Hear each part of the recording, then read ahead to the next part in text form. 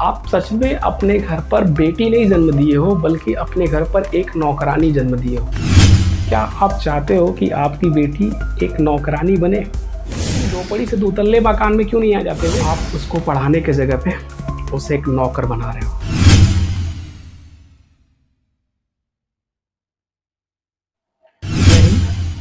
तो आज के टॉपिक में हम बात करेंगे कि एक गरीब बच्चा पढ़ नहीं पाता है। चलो ठीक है, उसके साथ एक प्रॉब्लम है कि वो गरीब है, पैसे की प्रॉब्लम है। क्योंकि आप सबको पता है कि समाज में जितने भी शिक्षा के केंद्र हैं, जैसे स्कूल हो गए, कोचिंग सेंटर हो गए, जो भी जहाँ से भी शिक्षा प्राप्त की जाती है, उन सब की फीस इतनी ज़्यादा है कि एक गरीब बच्चा, ठीक है, अफोर्ड नहीं कर पाता उनके फीस को। और समाज में सरकार के द्वारा इसके लिए कार्य किया जा रहा है, लेकिन वो कार्य सही तरीके से, सुचारू तरीके से जो है किया नहीं जा पा रहा है। ठीक है, तो एक ये समस्या है गरीबों के लिए। लेकिन फिर भी हम समाज में दो तरीके के लोगों को कैटेगराइज करके आज की वीडियो को समझेंगे। ठीक है, तो देखो, समाज में दो टाइप के लोग होते हैं। एक वो होते हैं जो अपने बच्चे को पढ़ाना चाहते हैं, और एक वो होते हैं जो अपने बच्चों को नहीं पढ़ाना चाहते हैं। आपको ये शब्द सुन करके लग रहा होगा यार, कौन अपने बच्चे को पढ़ाना नहीं चाहता? सच में बताएं कि समाज में एक वर्ग ऐसा भी है जो अपने बच्चे को पढ़ाना नहीं चाहता है। वो अपने बच्चे को कुछ ऐसे हस्त कला सिखाना चाहता है ताकि वो उसको सीख करके अपने घर से शादी करके उसको उसके घर भेजना चाहते हैं। जी हाँ, मैं खासकर लड़कियों की बात कर रहा हूँ। ठीक है, क्या होता है, कुछ ऐसे समाज में लोग हैं ना, जो हर वक्त इंतजार करते हैं कब मेरी बेटी बड़ी हो जाए, शादी के लायक हो जाए, और उसकी शादी करके उसको उसके घर भेज दिया जाए।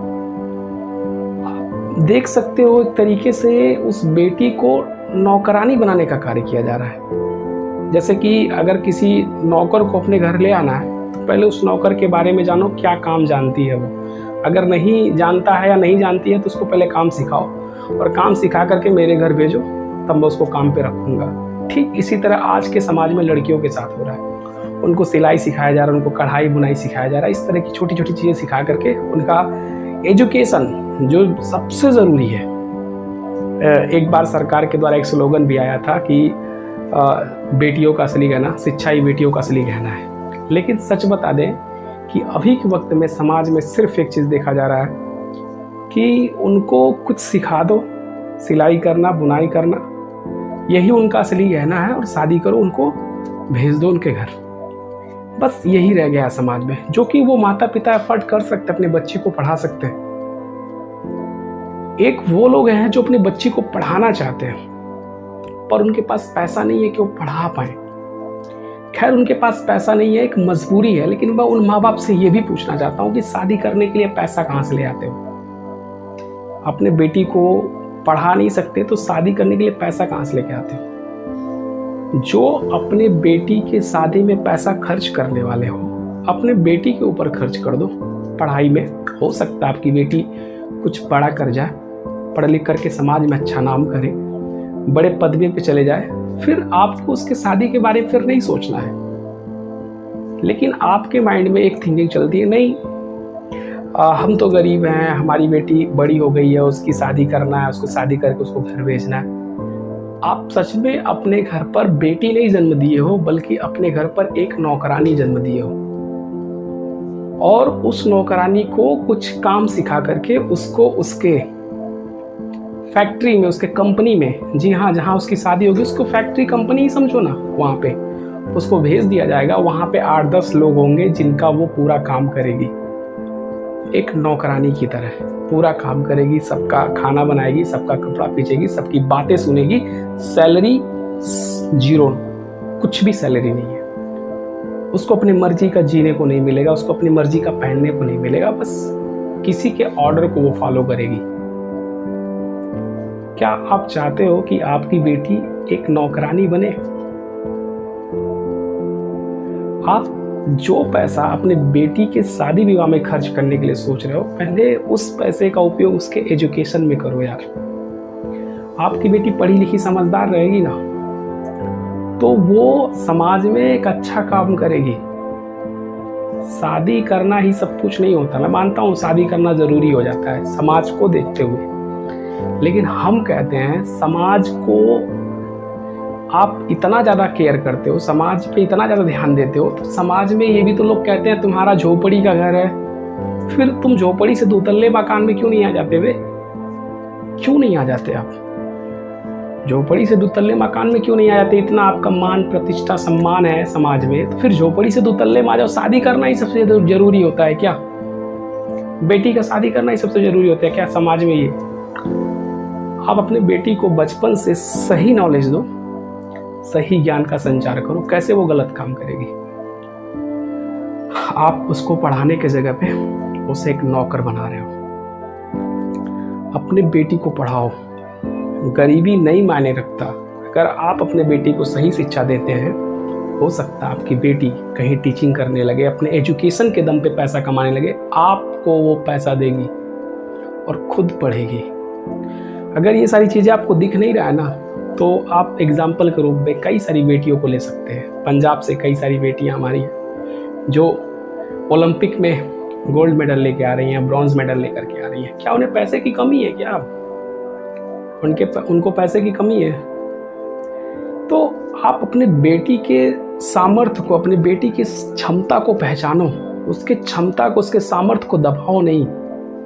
उसे एजुकेशन देने की कोशिश करो, उसे स्कूल भेजने की कोशिश करो। आप गरीब नहीं कह सकते अपने आप को, और अगर अपने आप को गरीब कह रहे हो, अपने आप को गरीब मान ही लिए हो, तो फिर अगर तुमसे बुज़दिल कौन है? क्यों गरीब मानना यार अपने आप को? हमारे पास भी 2 हाथ पैर हैं, हम भी काम करेंगे, हम भी पैसा कमाएंगे। जैसे वो अपने बेटी को पढ़ा सकता है, वो अपने बेटे को पढ़ा सकता है, तो आई कैन डू, मैं भी पढ़ाऊंगा। आप हार मत मानो। समाज क्या कहता है उस समाज के पीछे मत भागो। आप अपने बेटियों को पढ़ाने की कोशिश करो, पढ़ाओ, अपने बेटों को पढ़ाने की कोशिश करो। कुछ समाज में जब आप जाते हो थाने पे FIR लिखवाने या रिपोर्ट लिखवाने कोई भी, तो देखते हो वहाँ पे लेडीज़ कांस्टेबल, लेडीज़ दरोगा या लेडीज़ पुलिस, लेडीज़ डॉक्टर, आप खोजते हो ना, देखते हो ना कि हॉस्पिटल में लेडीज़ डॉक्टर होती हैं। आखिर वो भी तो किसी की बेटी है, वो कैसे बन गई?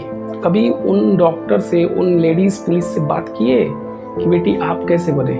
सच बताओ, बहुत सी बेटियों की ऐसी कहानी है, बहुत गरीब तबके की थी वो, लेकिन उनके घर वाले, उनके माँ बाप उनको अपॉर्चुनिटी दिए, पढ़ने की अपॉर्चुनिटी दी, और देखो आज वो आपके सामने एक डॉक्टर के रूप में, एक पुलिस के रूप में तमाम आपके सामने खड़ी है। तो आप अपने बच्चों के ऊपर फोकस करो कि आपका बच्चा क्या कर सकता है, उसको पढ़ाने की कोशिश करो यार। फिर वरना क्या होगा? वरना आपकी बेटी एक नौकरानी बनेगी, जाएगी किसी के घर में चूल्हा फूकेगी। उसे समाज में बड़ा करना था। हर किसी का ख्वाहिश होता है, हर किसी का सपना होता है, हर इंडिविजुअल का एक ख्वाहिश होता है अपने लिए, अपने समाज के लिए, अपने माँ बाप के लिए कुछ बड़ा करने का। लेकिन सोचो वो बेटी अपने सारे ख्वाहिशों को, सारे सपनों को एक खूंटी में टांग करके, आपकी बात को मान करके वो शादी विवाह कर लेती है। आपको पता है आपके बेटी के अंदर कितनी ख्वाहिशें थी, कितने ड्रीम्स थे। जब वो क्लास 6, 7th, 8th में पढ़ रही होगी, जब उसे शादी नाम की चीज़ से कोई मतलब नहीं था, तो वो कितने सपने देख रही होंगी। स्कूल में अक्सर जब बच्ची पढ़ती है 6th क्लास में, 5th क्लास में, या फिर जब छोटे क्लास में बच्चे होते हैं, टीचर हमेशा पूछता बच्चे क्या बनना चाहते हो। तो उसी में आपकी बेटी भी रहती है, पढ़ रही होती है उसमें, और वो कहती है मुझे ये बनना, वो बनना है। लेकिन अंततः क्या करते हैं आप? अपने बेटी को वो नहीं बनने देते, बल्कि उसको दुल्हन बना करके दूसरों के घर भेज देते हो। ये गलत है। अपने बेटी को पढ़ाओ, उसे किसी के घर की नौकरानी मत बनाओ। वो भी, उसके पास भी ज्ञान है, उसके पास भी क्षमता है कुछ बड़ा करने का, उसके क्षमता को दबाओ नहीं। एक बाप होने का असली फर्ज अदा करो, एक माँ बाप होने का असली फर्ज अदा करो। अपने बच्चों के साथ अन्याय मत करो, न्याय करो। अपने बेटी को अपॉर्चुनिटी दो, अपने बेटी के लिए एक असली बाप की तरह खड़ा हो। वो एक मूवी आई थी ना, दंगल, कोई दंगल मूवी आई थी जिसमें आमिर खान साहब हैं, और उन्होंने अपनी बेटियों के लिए सारी कुर्बानियाँ दी। समाज में लोग क्या क्या नहीं कहते थे उनको, क्या क्या नहीं ताना मारते थे कि अब बेटी पहलवानी करेगी तेरी, लड़कों में जाकर के लड़ेगी, बाल कटवा दिया उनका। आज वही फैमिली जिसको ताना लोग समाज मारते थे, आज उसी फैमिली से हमारे भारत के सारे पहलवान लड़कियां निकल रही हैं जो आज भारत का नाम रोशन कर रही हैं। गीता फोगाट, बबीता फोगाट, एक विनेश फोगाट भी उन्हीं परिवार से है।